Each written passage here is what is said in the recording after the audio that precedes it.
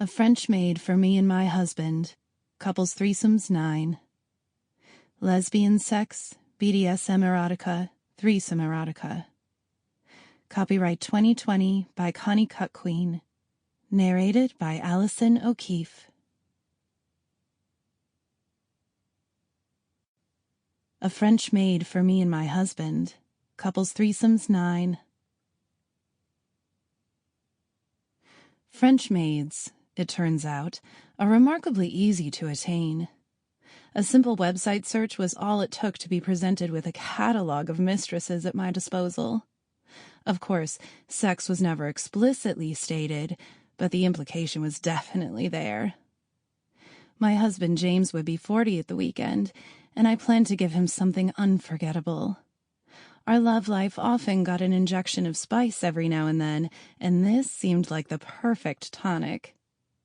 Besides, I'm sure after almost 20 years of marriage, James wouldn't mind trying out some fresh, younger pussy. It was my gift to him. "Matilda," I said, reading the name of the mistress who'd taken my fancy.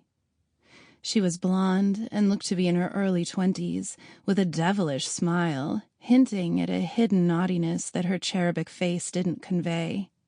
The naughty smirk seemed to penetrate me completely, sparking a desire inside me that I didn't know I possessed.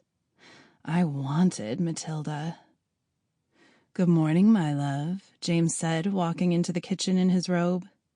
He came around the table, and I quickly clicked at another tab in my browser. "What are you doing on that so early?" he asked, kissing my head and squeezing my shoulder. "None of your business," I said, tongue-in-cheek. He smiled and moved to the counter. "Coffee? Please." I looked back to James as he busied himself, making a fresh batch for the morning ahead.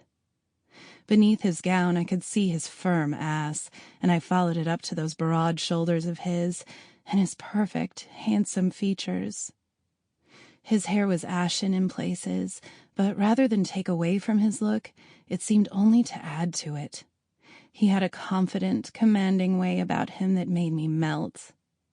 I pulled my gown tighter around me and divulged my fantasy for the moment, imagining myself watching as Matilda took his robe off and swallowed his huge cock submissively.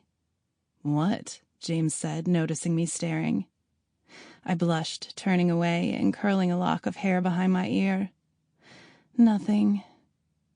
I could feel his gaze on me for a moment longer, and I idly clicked upon the local news website, pretending to be busy investigating something. I think his Sample complete. Ready to continue?